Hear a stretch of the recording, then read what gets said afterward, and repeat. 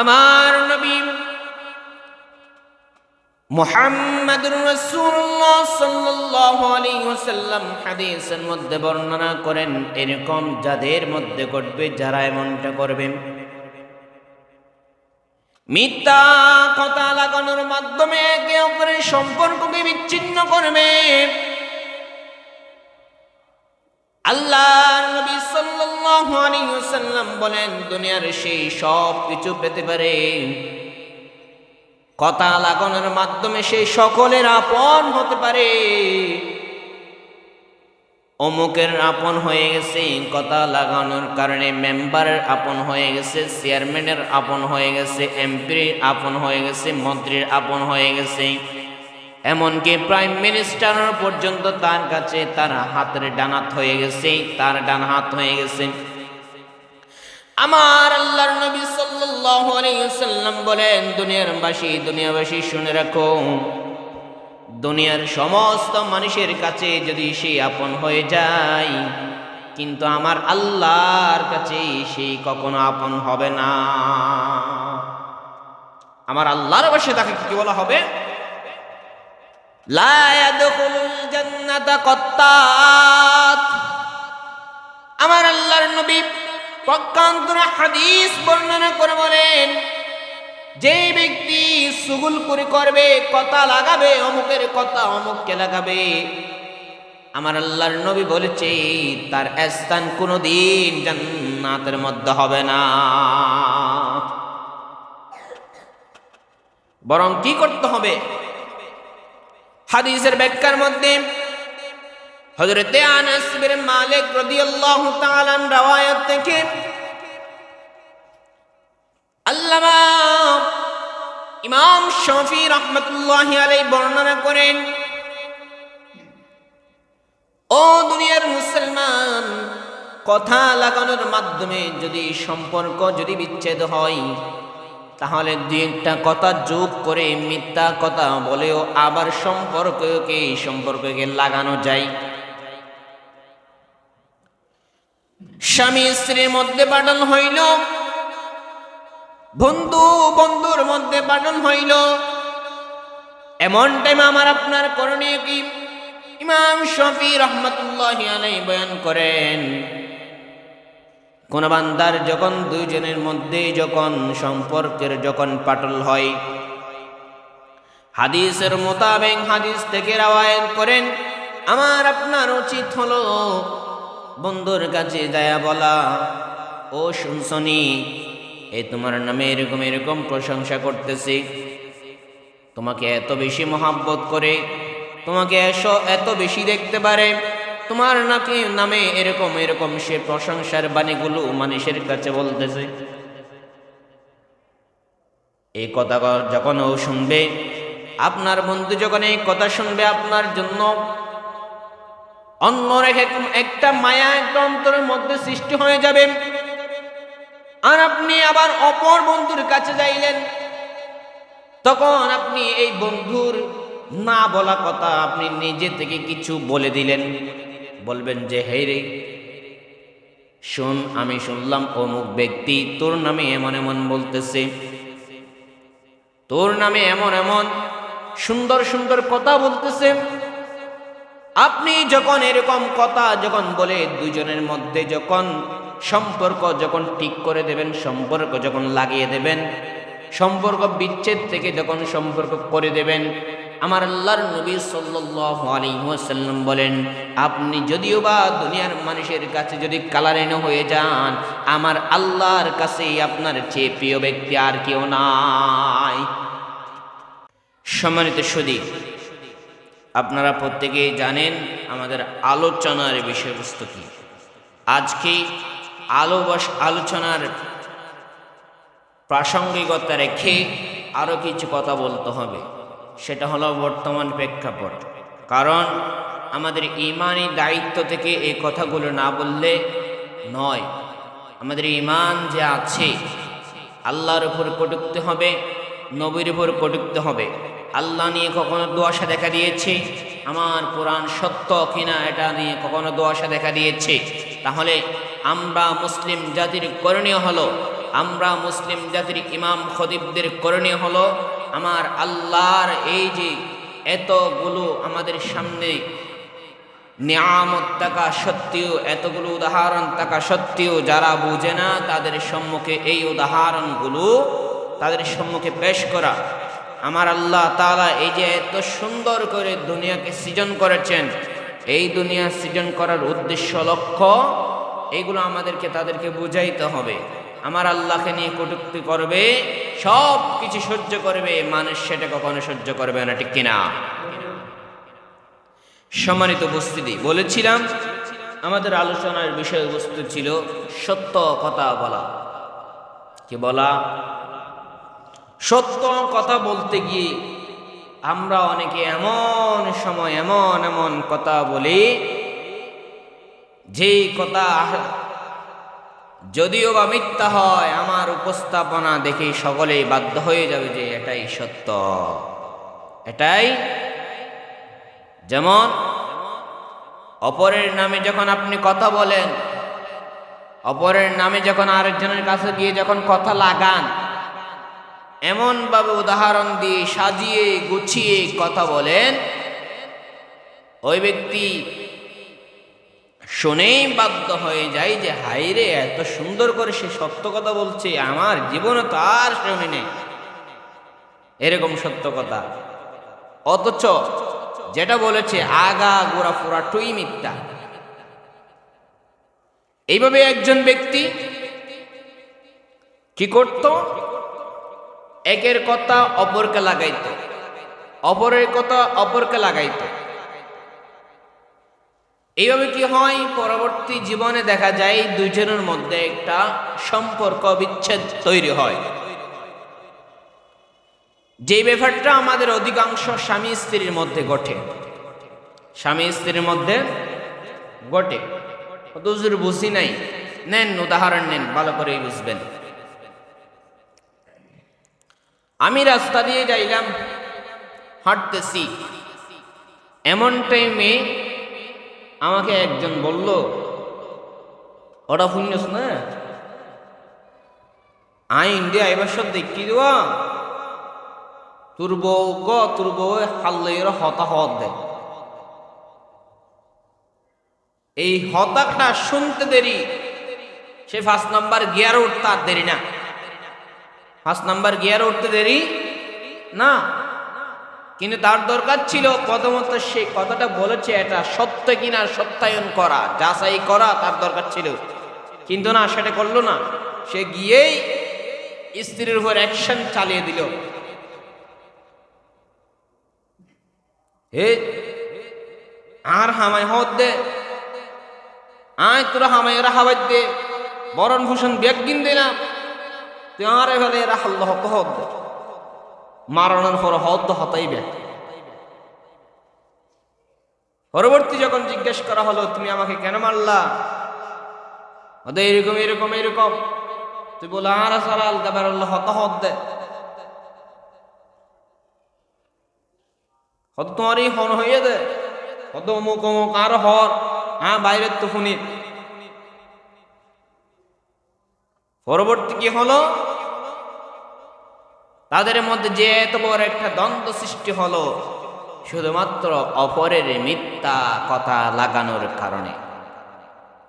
স্বামী স্ত্রীর মধ্যে যে একটা বিচ্ছেদ হলো শুধুমাত্র সেটা কিসের কারণে? অপরের মিথ্যা কথা লাগানোর কারণে। আমার নবী মুহাম্মদুর রাসূলুল্লাহ সাল্লাল্লাহু আলাইহি ওয়াসাল্লাম হাদিসের মধ্যে বর্ণনা করেন, এরকম যাদের মধ্যে ঘটবে, যারা এমনটা করবে, মিথ্যা কথা লাগানোর মাধ্যমে একে অপরের সম্পর্ককে বিচ্ছিন্ন করবে, আল্লাহর নবী সাল্লাল্লাহু আলাইহি ওয়াসাল্লাম বলেন দুনিয়ার সেই সব কিছু পেতে পারে, কথা লাগানোর মাধ্যমে সেই সকলের আপন হতে পারে। অমুকের আপন হয়ে গেছে কথা লাগানোর কারণে, মেম্বারের আপন হয়ে গেছে, চেয়ারম্যানের আপন হয়ে গেছে, এমপির আপন হয়ে গেছে, মন্ত্রীর আপন হয়ে গেছে, এমনকি প্রাইম মিনিস্টার পর্যন্ত তার কাছে তার হাতের ডান হাত হয়ে গেছে, তার ডান হাত হয়ে গেছে। আমার আল্লাহর নবী সাল্লাল্লাহু আলাইহি ওয়াসাল্লাম বলেন, দুনিয়াবাসী শুনে রাখো, দুনিয়ার সমস্ত মানুষের কাছে যদি সে আপন হয়ে যায়, কিন্তু আমার আল্লাহর কাছে সে কখনো আপন হবে না। আমার আল্লাহর পাশে তাকে কি বলা হবে? লা ইয়াদখুলুল জান্নাতা কাত্তাত। আমার আল্লাহর নবী পক্ষান্তরে হাদিস বর্ণনা করে বলেন, যে ব্যক্তি চুগলখড়ি করবে, কথা লাগাবে, অমুকের কথা অমুককে লাগাবে, আমার আল্লাহর নবী বলেছে তার স্থান কোনোদিন জান্নাতের মধ্যে হবে না। বরং কি করতে হবে? হাদিসের ব্যাখ্যার মধ্যে হযরতে আনাস বিন মালিক রাদিয়াল্লাহু তাআলা রওয়ায়াত থেকে আল্লামা ইমাম শাফি রাহমাতুল্লাহি আলাইহি বর্ণনা করেন, ও দুনিয়ার মুসলমান, কথা লাগানোর মাধ্যমে যদি সম্পর্ক যদি বিচ্ছেদ হয়, তাহলে দুই একটা কথা যোগ করে মিথ্যা কথা বলেও আবার সম্পর্ককে লাগানো যায়। স্বামী স্ত্রীর মধ্যে বাটন হইল, বন্ধুর মধ্যে বাটন হইল, এমন টাইম আমার আপনার করণীয় কি? ইমাম শাফি রাহমাতুল্লাহি আলাইহি বয়ান করেন, কোন বান্দার যখন দুইজনের মধ্যে যখন সম্পর্কের যখন পাটল হয়, হাদিসের মোতাবেক হাদিস থেকে রওয়ায়াত করেন, আমার আপনার উচিত হলো বন্ধুর কাছে যায়া বলা, ও শুনছনি, এই তোমার নামে এরকম এরকম প্রশংসা করতেছি, তোমাকে এত বেশি মহাব্বত করে, তোমাকে এত বেশি দেখতে পারে, তোমার নামে এরকম এরকম সে প্রশংসার বাণীগুলো মানুষের কাছে বলতেছে। এই কথা যখন ও শুনবে, আপনার বন্ধু যখন এই কথা শুনবে, আপনার জন্য অন্যরকম একটা মায়া একটা অন্তরের মধ্যে সৃষ্টি হয়ে যাবে।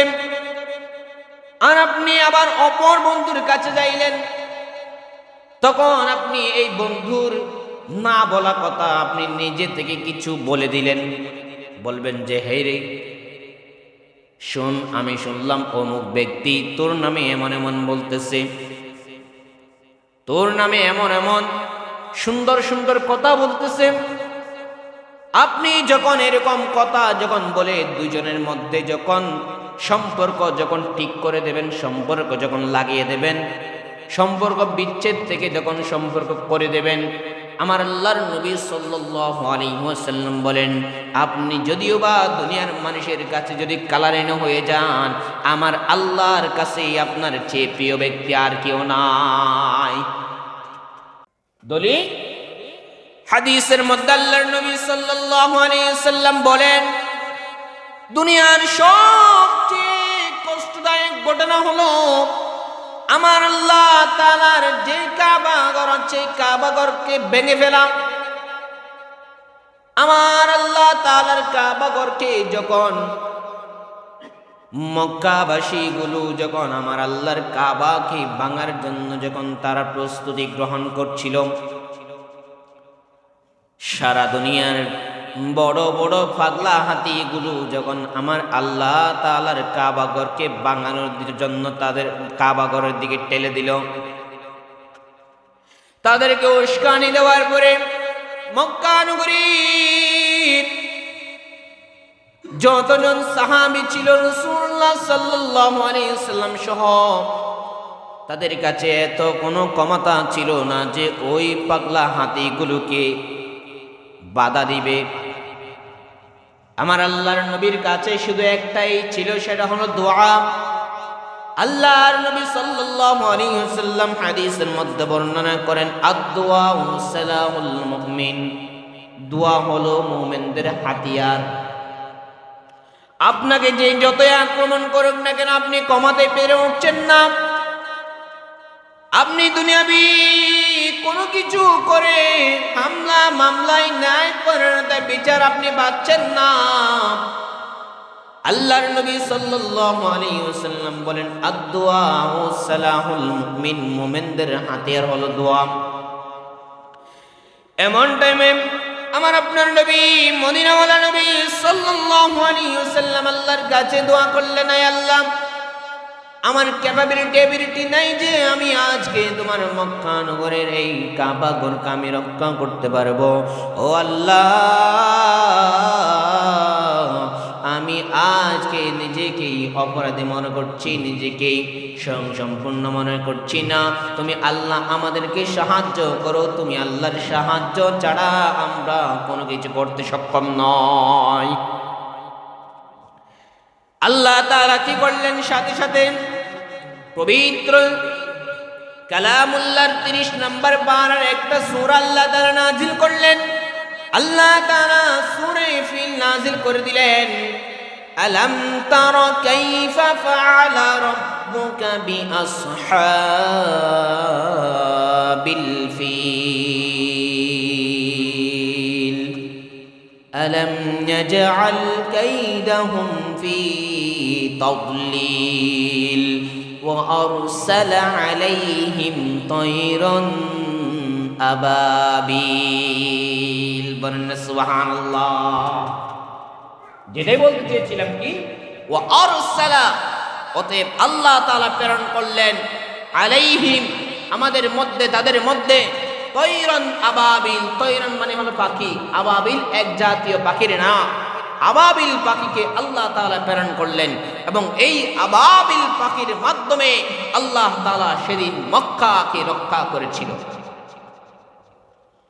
সেই জন্য বলছিলাম, যে ব্যক্তি মিথ্যা কথা বলার মাধ্যমে সম্পর্ককে বিচ্ছেদ করায়, আল্লাহর নবী সাল্লাল্লাহু আলাইহি ওয়াসাল্লাম বলে, এমন ব্যক্তির আচরণে আমার আল্লাহ তাআলা এমন ভাবে কষ্ট পাই যে যদি কোনো ব্যক্তি মিথ্যা কথা বলার মাধ্যমে যদি কারো মন ভেঙে দেয়, তাহলে সেটা স্বয়ং আমার আল্লাহর ঘর কাবা ঘর ভাঙার মতো সমান। এই জন্য কখনো মিথ্যা কথা বলার মাধ্যমে কারো সম্পর্ক বিচ্ছেদ করা যাবে না। আপনার সামনে অন্যায় হচ্ছে, আপনার উচিত হলো সেই অন্যায়গুলোকে বাধা প্রদান করা। দলিল নেন, আল্লাহর নবী সাল্লাল্লাহু আলাইহি ওয়াসাল্লাম হাদিসের মধ্যে বর্ণনা করেন, মান রাআ মিনকুম মুনকারা ফালইয়ুগাইয়িরু বিয়াদিহি ফাইন লাম ইস্তাতি ফাবিলিসানিহি ফাইন লাম ইস্তাতি ফাবিকলবিহি ওয়া যালিকা আযআফুল ঈমান। মদিনার নবী সাল্লাল্লাহু আলাইহি ওয়াসাল্লাম বলছেন, দুনিয়াবাসী রে, শুনো শুনো শুনো, তোমার সম্মুখে যখন দেখা যাচ্ছে কোনো অন্যায় হচ্ছে, তাহলে তোমার সাথে সাথে সেটা তোমার কি করতে হবে, বাধা প্রদান করতে হবে। কি করতে হবে? বাধা প্রদান করার 3টা সিস্টেম রয়েছে। 1 নাম্বার, যদি হয় আপনার সম্ভব হয়, তাহলে হাত দ্বারা বাধা প্রদান করবেন। মানে হলো, অমুক আপনাকে প্রহার করেছে, প্রহারের বিনিময়ে প্রহার করাটা ইসলামের জাযা। অমুক অন্যায় কাজ করেছে, তাহলে আপনার কাজ হলো তার অন্যায় কাজের শাস্তি প্রদান করা, ন্যায় বিচার করা। ইসলামের মধ্যে বলা হয়েছে, আল্লাহ তাআলা বলেন কি, ইন্নাল্লাহা ইয়া'মুরু বিল আদল, আল্লাহ তাআলা আদেশ দিয়েছেন আমরের সিগা ব্যবহারের মাধ্যমে ন্যায় পরায়ণতা অবলম্বন করার জন্য। ন্যায় পরায়ণতা আপনি নিজের মধ্যে ধারণ করবেন, যেভাবে আল্লাহ তাআলা আদেশ দিয়েছেন আপনার সমাজের মধ্যেও সেই ন্যায় পরায়ণতা বাস্তবায়ন করতে হবে। কি করতে হবে? আল্লাহর নবী বলেন, মান রাআ মিনকুম মুনকারা ফালইয়ুগাইয়িরু বিয়াদিহি ফাইন লাম ইস্তাতি ফাবিলিসানিহি ফাইন লাম ইস্তাতি ফাবিয়াদিহি ফাইন লাম ইস্তাতি ফাবিলিসানিহি ফাইন লাম ইস্তাতি ফাবিকলবিহি ওয়া যালিকা আযআফুল ঈমান। আপনার যদি সম্ভব হয় তাহলে ওই ব্যক্তিকে আপনি হাত দ্বারা বাধা প্রদান করবেন, প্রতিহত করবেন। যদি সম্ভব না হয় তাহলে আপনি তাকে বিলিসানিহি, তাহলে তাকে আপনি এই জবান দিয়ে তাকে মানা করবেন, এই তুই যে কাজটা করতেছিস এটা সঠিক নয়, এই কাজ করবি না। অপরের হক তুই মেরে খাইতে পারস না, অপরের নামে মিথ্যা কথা বলে সম্পর্ক বিচ্ছেদ করতে পারস না, ভাই ভাই তুই দ্বন্দ্ব সৃষ্টি করতে পারস না, বউ স্বামীর মধ্যে দ্বন্দ্ব সৃষ্টি করতে পারস না। এইগুলো আপনার বাধা প্রদান করতে হবে। প্রথমত কিসের মাধ্যমে?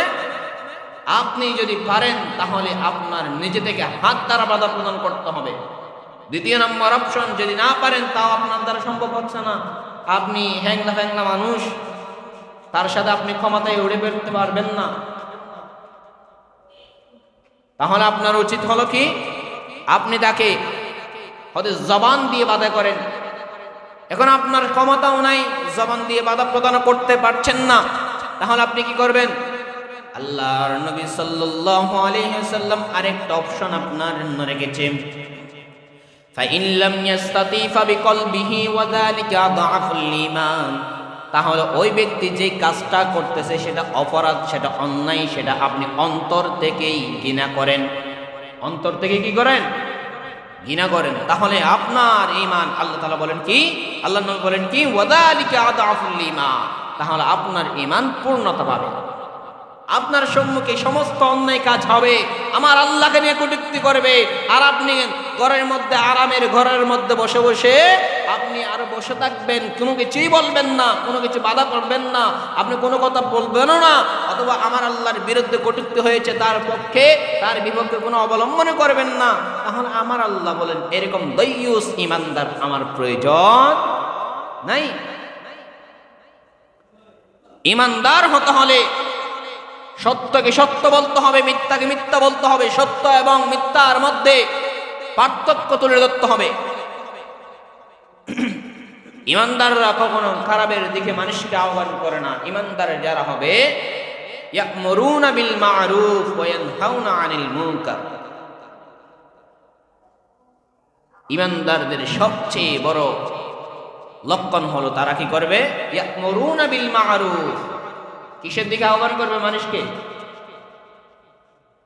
সত্যের দিকে আহ্বান করবে, ভালোর দিকে আহ্বান করবে, সত্যের মাপকাঠির দিকে মানুষকে আহ্বান করবে, এবং অসৎ কাজ থেকে মানুষদেরকে সর্বদা নিষেধ করবে। খারাপ কাজ করছেন, বাধা প্রদান করবে, অন্যায় করছেন, বাধা প্রদান করবে। এই বাধা প্রদান করাটাই আমার আল্লাহর নবীর দায়িত্ব ছিল। সম্মানিত সুধী,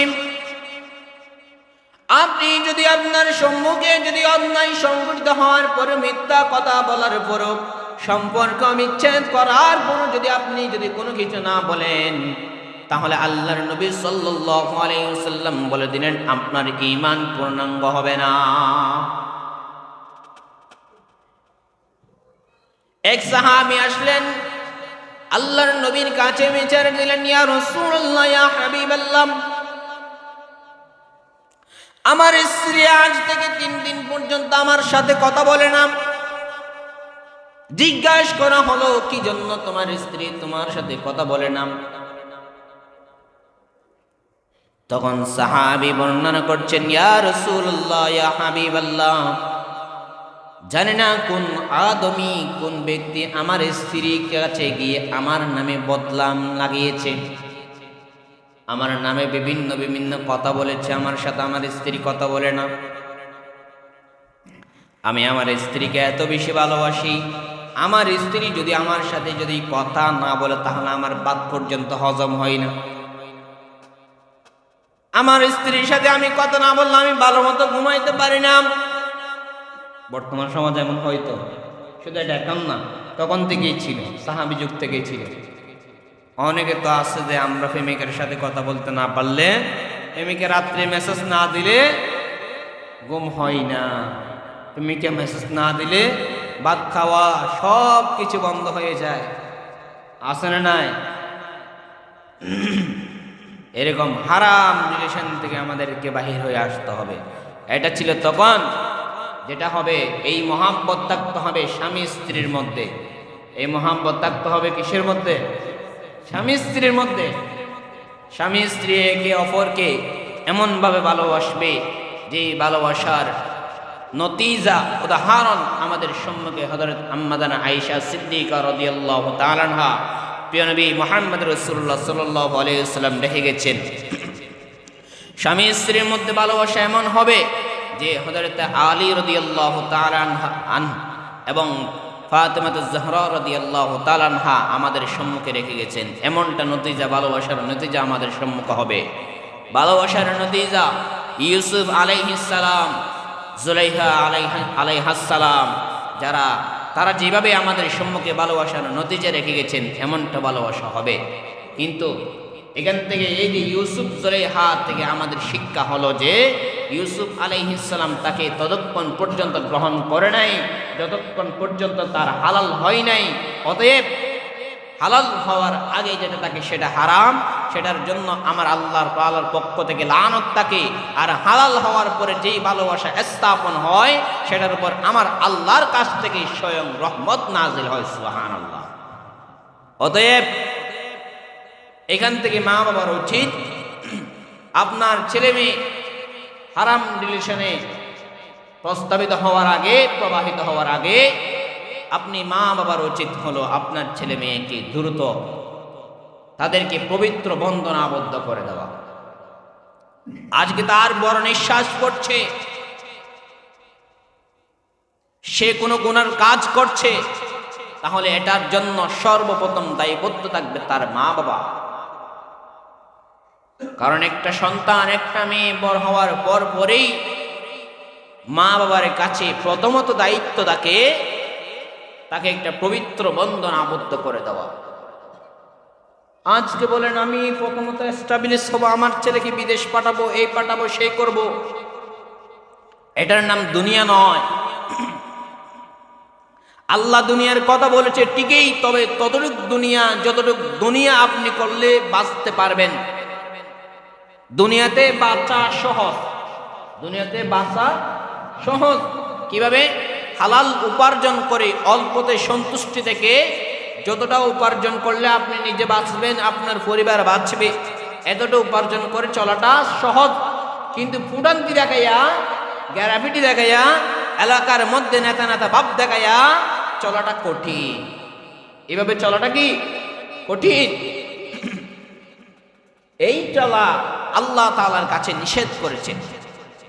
আজকে আপনি মানুষকে রিয়া দেখাচ্ছেন, অহংকার দেখাচ্ছেন, প্রতিবেশীর কাছে আপনি নিজেকে বড় লোক দাবি করছেন, এত এত সম্পদ উপার্জন করছেন, করার পরে একদম যেমন মন চাই তেমন করে চলছেন। আমার আল্লাহর কাছেও আপনি যেমন মন চাই তেমন ভাবে ধরা খাবেন, এটাই সোজা। কারণ গরিবের 1 টাকা থাকলে সেই সহজে হিসাব দিয়ে চলে যেতে পারবে। উদাহরণ নিন, আল্লামা ইবনে হাজার আসকালানী রাহমাতুল্লাহি আলাইহি তার ছাত্রদের মধ্যে একটা উদাহরণ দিয়েছেন। উদাহরণটা কি? মাদ্রাসা বন্ধ হয়ে যাবে। মাদ্রাসা কি হয়ে যাবে? বন্ধ হয়ে যাবে। সকল ছাত্রকে ডাকলেন, ডাকার পরে ওয়াজ করতেছে, বলতেছে বাড়িতে যাবা, মা বাবার সাথে সুন্দর ব্যবহার করবা, মা বাবার লগে সুন্দরভাবে কথাবার্তা বলবা, মা বাবার কাছে নিজের কাজের মধ্যে মা বাবার কাজের মধ্যে সহযোগিতা করবা। এক ছাত্র দাঁড়াইয়া বলল, হুজুর আপনি যে বলেছেন পরীক্ষার মধ্যে প্রশ্ন করেছেন আমার আল্লাহ তাআলা রাসূল সাল্লাল্লাহু আলাইহি ওয়াসাল্লামের মাধ্যমে বলেছেন যে গরিব লোক নাকি বড় লোকের আগে 500 বছর আগে জান্নাতে যাবে। সুবহানাল্লাহ। আমরা সবাই গরিব, আমরা সবাই কি? মাল্লাহু আদনা শাই ফাহুয়া গরিবুন ওয়া মাল্লা শাই আলাহু ফাহুয়া মিসকিন। কিতাবের 12। আমরা সবাই গরিব। অত গরিব লোক নাকি বড় লোকের 500 বছর আগে জান্নাতে যাবে। এটা কেমন ভাবে? এটা আমি বুঝি নাই, মাসালাটা আমার উদাহরণ দিয়ে বুঝাইয়া দেন। মাসালাটা আমার কি দেন? উদাহরণ দিয়ে বুঝাইয়া দেন।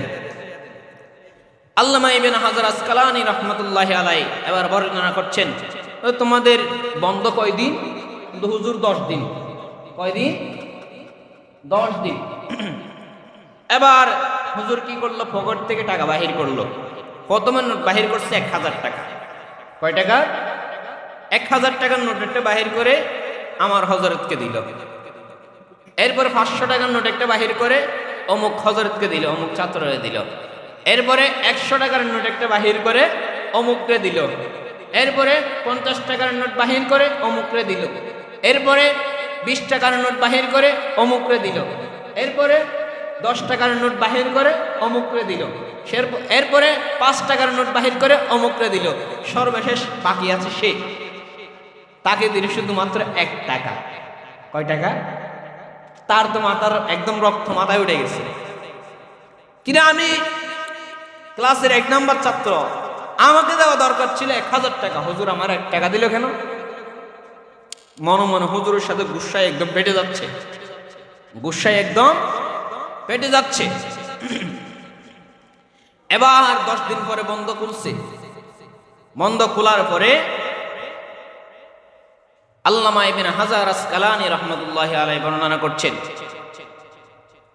ছাত্র সকল আসছে, সকল সামনে আসার পরে বলতেছে, এই তোমাদেরকে যে আমি এত এত টাকা দিয়েছিলাম, তোমরা আমার কাছে হিসাব দাও যে তোমরা এই টাকাগুলো কে কোন কাজে বিলীন করেছো, আমাকে হিসাব দাও, তারপর আজকে তোমরা মাদ্রাসার গেটের দিকে প্রবেশ করো। এবার 1000 টাকা যে দিল সে আসলো হিসাব দিতে। হুজুর আমি তো কি কি করছি এগুলো তো মনে নাই, এটা নিয়েছি এটা নিয়েছি। হুজুর দাঁড়ান আমি একটু মনে করে লেখে নিয়ে আসি। সে হিসাবে বসতে গেল। 500 টাকা যারা দিল তো সেও আসলো, আসার পর সে হিসাব দিতে পারে না, হিসাব লিখতে গেল। 100 টাকা যারা দিলে সে আসলো, হিসাব দিতে পারে না। হুজুর অমুক সানাসুর খাইছিলাম, মুড়ি খাইছিলাম, বিস্কিট খাইছিলাম, চাউট খাইছিলাম, চিপস খাইছিলাম, কত কিছু মনে না, আমি একটু হিসাবটা মিলে আসি। 50 টাকারটাও দিতে পারে না, 20 টাকারটাও দিতে পারে না, 10 টাকারটাও দিতে পারে না। কিন্তু 1 টাকা যারা দিয়েছিল সে বলতেছে, হুজুর 1 টাকাটা আমি সদকা করে দিয়েছি। সুবহানাল্লাহ, 1 টাকাটা আমি কি করলাম? সদকা করে দিয়েছি। এবার ইমাম হাজার আসকালানী রাহমাতুল্লাহি আলাইহি বলেন, তুমি এসে দাও মাদ্রাসা গেটের দিকে ঢুকে যাও। তাহলে হিসাবের দিক দিয়ে দেখা গেল 1 টাকা যার মধ্যে ছিল সেই সবার আগেই মাদ্রাসায় প্রবেশ করতে পারলো। আমার আল্লাহর নবীর হাদিসে বর্ণনা করতেছেন, যার মধ্যে অল্পই সন্তুষ্টি থাকবে, অল্প টাকা পয়সা দিয়ে সেই জীবন যাপন দুনিয়া করে আসবে, আমার আল্লাহর কাছে সেই ব্যক্তি ধনীর চেয়ে 500 বছর আগেই জান্নাতে যাবে। সুবহানাল্লাহ। এই জন্য দুনিয়া করা সহজ, তবে আল্লাহর সন্তুষ্টি মোতাবেক করতে হবে। নিজে আপনি বড় বড় ধনের বড় বড় টাকা পয়সার অট্টালিকার মালিক হবেন, তাহলে এটা আপনার জন্য গুনাহ। অল্পতে সন্তুষ্টি থাকবেন, আমার আল্লাহ তাআলা এতে বরকত দিয়ে আপনার জীবনকে সম্পূর্ণ সুন্দরতম জীবন যাপন করে দেবে। সুবহানাল্লাহ। সামান্য একটু করে কথা বলে শেষ করে দিচ্ছি। বর্তমান বিষয়বস্তু হলো বাউল। আমি একটু অসুস্থ, এ বিষয়ে কথা বলতে নাও চাইলে, তবে এটা ঈমানের একটা খেলাপ হয়ে যায়, এই জন্য বলতেই হচ্ছে। আরবিতে আপনি খুলে দেখেন, বাউল শব্দের অর্থ হলো ফসরাফ। বাউল শব্দের অর্থ কি? ফসরাফ। এক ব্যক্তি দোকানে গেল, আমার 1 কেজি চাউল দাও। 1 কেজি কি দাও? চাউল দাও। আর 1 কেজি ডাউল দাও। তো আমরা তো এই এতগুলো সুন্দরকে চাউল ডাউল কেউ বলে না, চাল এবং ডাল বলে। ঠিক তদ্রূপ আমি ব্রাহ্মণকে জিজ্ঞেস করলাম, তোমরা বাউল কেন? বাউল হয়ে চাউল ডাউল কেন বলছো? ওদের চাউল ডাউল যদি না বলি আমাদের অস্তিত্বই হারিয়ে ফেলি আমরা। আমাদের অস্তিত্ব কি হারিয়ে ফেলি।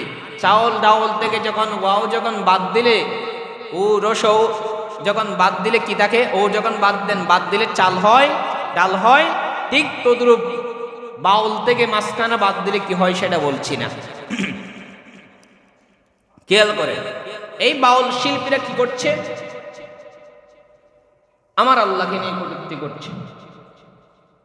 কিরকম? তারা বলতেছে কি, আল্লাহু আউয়াল মা খালাকাল্লাহু নূরে, ওয়া ফি রাওয়ায়াতিন আউয়াল মা খালাকাল্লাহুল আরশ, ওয়া ফি রাওয়ায়াতিন আউয়াল মা খালাকাল্লাহু রূহ। আল্লাহ তাআলা এই প্রথম সৃষ্টির বিষয়ে 4টা হাদিস পাওয়া যায়, সেই হাদিসগুলোকে ব্যঙ্গ করছে। 2 নম্বর দেখলাম সে আমাদের পবিত্র সূরা 30 পারার একটি সূরাকে নিয়ে ব্যঙ্গ করছে। সে সূরা কি? সূরাতুন নাস। আল্লাহ বলছেন কি, কুল আউযু বিরাব্বিন নাস, মালিকিন নাস, ইলাহিন নাস, মিন শাররিল ওয়াসওয়াসিল খান্নাস, আল্লাযী ইউওয়াসউইসু ফি সুদুরিন নাস মিনাল জিন্নাতি ওয়ান নাস। কত সুন্দর অর্থ। সে বলছে কি, ওটা আল্লাহ কেমন আল্লাহ, সেটা নামাজ দাঁড়িয়ে বলে নাচানাচি শুরু করছে। ওদের কেমন নাচানাচি? ওদের কুল আউযু বিরাব্বিন নাস বলে, ওখানেও নাচের কথা। মালিকিন নাস, ওখানেও নাচের কথা। ইলাহিন নাস, ওখানেও নাচের কথা। একজন মুসলমানের যদি কিঞ্চিত পরিমাণ যদি ঈমান থাকে, এমন কথা সে শুনেছে, তার থেকে যদি বাধাগ্রস্ত কোনো কথা যদি বাহির না হয়, তার অন্তর যদি কোনো প্রবাহিত না করে, আমি আল্লাহর কসম করে বলছি তার ঈমানের মধ্যে ঘাটতি রয়েছে। যেই মঞ্চের মধ্যে বলা হচ্ছে এই সমস্ত কথা, তুমি মুসলমান হইয়া তাদেরকে কেমনে এই প্রশ্ন দিলা? ভাষণ দিচ্ছিল, ওই ভাষণের মধ্যে লেখা যাচ্ছে কোন মঞ্চের মধ্যে দাঁড়িয়ে সে ভাষণ দিচ্ছে। আমি ওই গোষ্ঠীর নামে ধরছি না,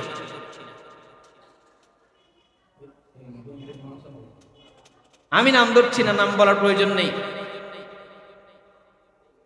90% মুসলমানের দেশে প্রকাশ্য আমার আল্লাহকে নিয়ে কটূক্তি করা হচ্ছে, আমার নবীকে নিয়ে ব্যঙ্গ করা হচ্ছে।